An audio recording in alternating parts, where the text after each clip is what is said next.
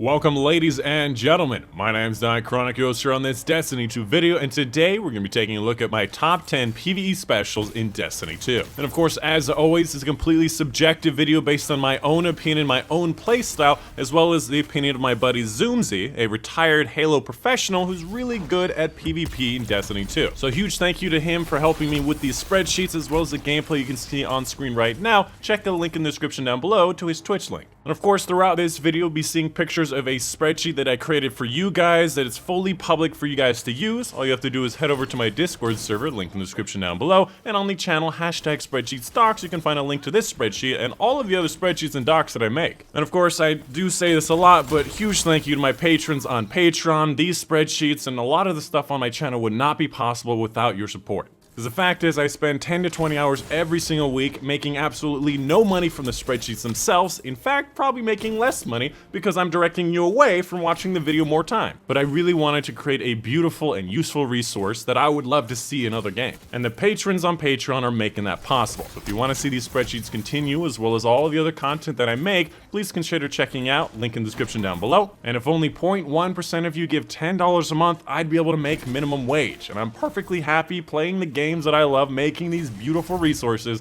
for minimum wage. Because in life, you gotta figure out what you love doing, and I really love doing this. Moving on to the main section of the video, let's go ahead and take a deep dive into the spreadsheet. As you can see on screen right now, this is my spreadsheet in all of its goodness: dark theme, color-coded pictures, perk recommendations, catalyst information, notes, tips, tricks, best mods for all of the weapons that I considered for this video. Now obviously this isn't every single weapon. That would make this list 400 plus possible weapons, and already it lags a lot. These are just the weapons that I find to be the cream of the crop out of all of the different types of weapons are represented here. Now obviously I don't do my top 10s like a lot of other people. I'm not going to just be talking about the top 10s dangling on the end of a stick. I also wanted to talk about the different types of weapons and talking about which archetypes are doing the best within the types and talking about how this applies to the meta. Because the reason why certain things are better is going to be very important so you can understand how to apply it in the wild. Now, I'd say generally grenade launchers haven't been doing well in the Crucible for a very long time outside of the Mountaintop's range. Again, Mountaintop is completely different, explodes on impact, fires straight,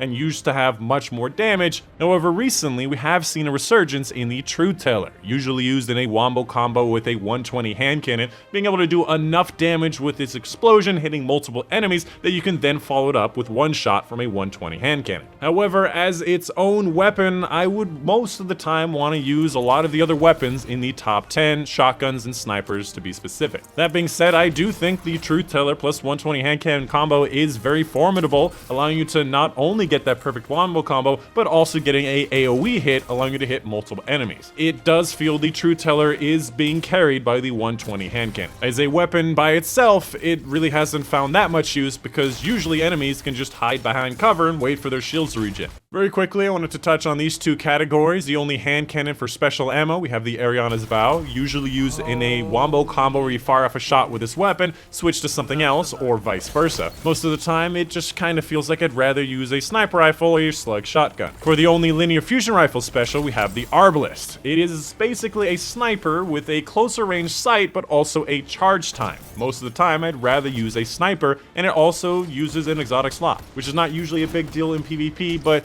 not worth it enough in my opinion. Up next for our first majorly ranked section, we have the trace rifles. Now I know these trace rifles are really not that common, not that popular. You'd be probably lucky to see it 1 out of every 10 games, but there's one major thing people are missing about trace rifles that's very important, and that is that their time to kill is the same that Gnawing Hunger used to be last season of 0.7 seconds. However, this season Gnawing Hunger is a 0.8 seconds, meaning that it is technically better than the Gnawing Hunger if you get the ammo. Now obviously that is the limiting factor, is usually you run out of ammo pretty quickly. But if you can get ammo for this weapon off of your enemies and you play in 6v6 playlists, you're going to end up getting a very comfortable and nice time to kill, especially if you like the 600 auto rifles from last season. And specifically the best one, the Wave Splitter, randomly doing a lot more damage, getting even better time to kill than 0.7. And also having better stability, range, handling than that of a lot of the other options. And when this weapon finally does get a catalyst, it could probably be even better than that. Up next, we have the fusion rifles, what I like to consider a middle zone of damage and range between these shotguns and these snipers.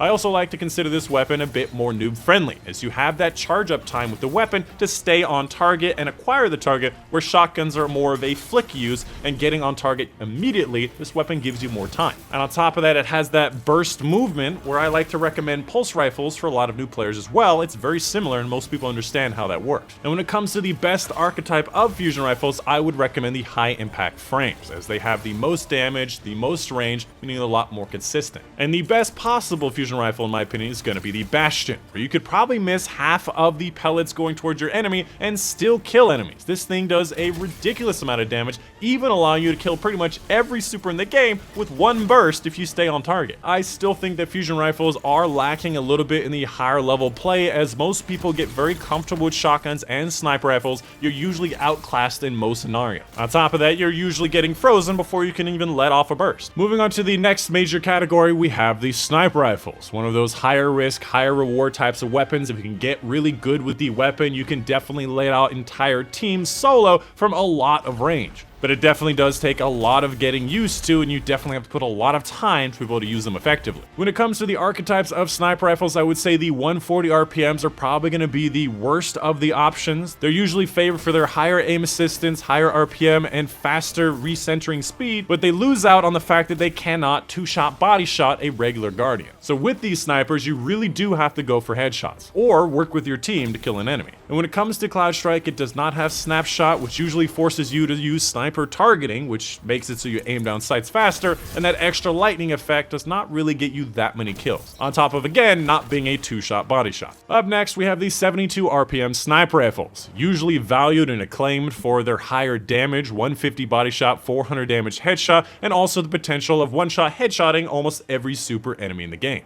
On top of that, a lot of these options have very nice and clear scopes, these two legendary options having great perk options like snapshot moving target or opening shot, moving target no distractions. There's a lot of good stuff. And with that, we also have an exotic option, which again does not have snapshot, but also has exotic tier stats. Something that a lot of people miss about the Borealis is that its stats are much better than most other weapons around them, and can be usually used as an energy alternative to some of these kinetic snipers. And finally, in my opinion, the best in class for these snipers are going to be the 90 RPM adaptive frame, a good middle zone of all the best between the 72s and the 140s. Firstly, being able to two-shot body shot, also having a good aim assistance between the two of them, and these particular choices having good sights, good zoom levels, and having good perk options like snapshot opening shot, snapshot moving target, killing wind snapshot. Unfortunately, none of them having that quick draw that we really love to see on a lot of special ammo weapons, but still performing really well. Keeping in mind that technically we did have a nerf to sniper rifles, the zoom affecting aim assistance over range, making these shorter zoom scopes less usable. But that being said, these are still going to be very powerful options and very common options,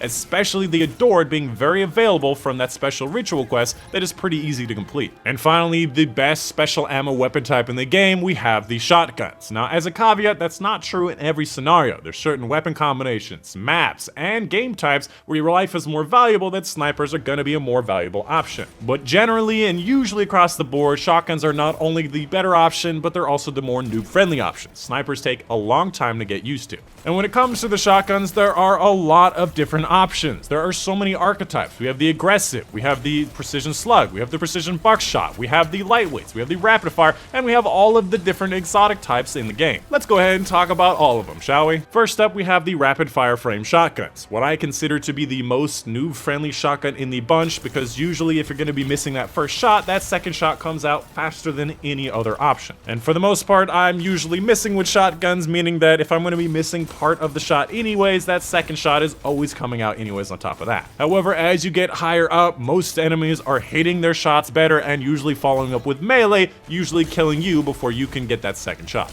Up next, we have the precision buckshot frames, and they usually fail for two main reasons. Firstly, the most recent one we've gotten is the Prophet of Doom from over a year ago. Admittedly, we have had reissues with the Garden Salvation raid, but we really haven't gotten any new ones for a really long time, and they definitely don't have the type of perks the other options have. You really want to see things like quick draw, and none of them actually have quick draw except for the Retold Tale. And the second point is going to be that their one-shot range is not as long as the aggressive frames. Even though they have more range, their one-shot range is shorter. Following that, we have the precision slug shotguns, the first majorly ranked shotgun. And obviously different to the precision buckshots, we have a lot of new ones, including the Heritage, the first and last out, and the Bone Chiller within literally this season and the last season, with a lot of great options, much better stats than we've had in the past, and a lot of people have been getting more used to using slug shotguns and doing very well. Obviously the best slug shotgun being the Chaperone, having incredible range, great handling, and great stats across the board, on top of its insane high aim assistance. And finally, the Duality, which has a slug component when you aim down sights and a buckshot component when you're not aiming down sights, giving that versatility, albeit less range than that of the Chaperone. In my opinion, an inferior Chaperone,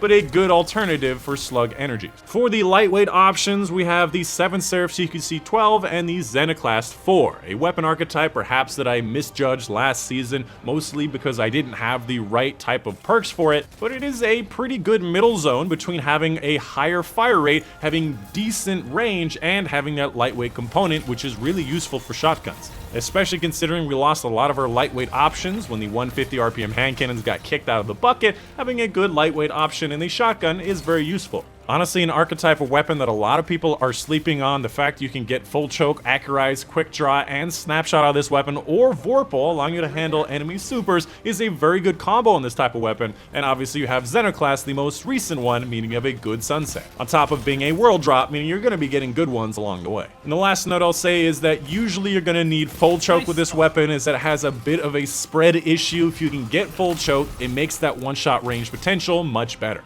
And finally, at number 1 in the game, we have the aggressive frame shotguns, the Felwinters Lie and the Astral Horizon being the best of the bunch. Now, as I alluded to before, the biggest reason is going to be that one-shot range potential. Because it's more based on damage and less so on range, that one-shot potential does get a little bit farther than that of the precision frame buckshots. On top of that, we also have a lot of really good recent ones with incredible sets of perks. The Felwinters Lie literally having the best possible perk combination ever possible for any shotgun that we could possibly imagine. It has full choke, so you can control that spread a little bit better, have better range, better one-shot potential, has accurized rounds for more range with no downside, quick draw, meaning that you can aim down sights, switch to and switch from this weapon a lot faster, and opening shot, which is usually the best thing to have on shotguns, as it makes that first shot very accurate and a lot less spread, on top of also having an exotic tier frame. Something that a lot of people overlook is that its frame is actually called Shot Package, aggressive frame shotgun modified to have a very uniform pellet spread. So instead of being random in the zone of the reticle, it actually is perfectly uniform every time you fire it. Like, I literally cannot think of a better built shotgun. The only thing I will say is that the Astral Horizon technically has a very slight stat advantage, and also having the same potential perk combination as the Felwinter. However, a lot harder to get from Trials of Osiris, and you also have random rolls, where if you got the Felwinter's Lie when it was available, you have the perfect shotgun. The only downside is that it's from Season of the Worthy, so we can use it this season, next season, but after that, it will sunset. And with that, the Felwinters is also an energy option. If you haven't noticed already, there's actually a pattern, is that special ammo weapons are usually preferred in the energy slot. And that's because a lot of kinetic primaries are doing really well. You can see here in my top 10, there's a lot of kinetic primaries that are doing really well in a lot of different weapon archetypes. And so usually you'll see a lot of energy weapons. An example would be the Felwinter's Lie or the Adored, usually preferred not only for their insane perks, stats, and all that whatnot, but also because they're an energy weapon. That is going to be pretty much the end of the video and the end of the spreadsheet. Let me know in the comments down below what you thought of this video, and of course, if there's a weapon you think I may have overlooked or misjudged, let me know. But also, please let me know why, because if you don't let me know why, I'm not going to understand for next time. And a new tradition that I wanted to start for my videos is thanking my Patreon supporters by saying all of their names in one go as fast as I can. So huge thank you to Mehdi Buhudu, Mom and Dad, Shadow Moon, Joe Smith, Monday, Natalie Halpin, Steve Ochnowitz, Justin Herrera, and Raymond Showman for their support on Patreon. And please check out the link in the description down below if you want to make this harder on me. But yeah, that's going to be the end of it. I hope you guys did enjoy. My name's Dychronic, and I will see you guys on the next one.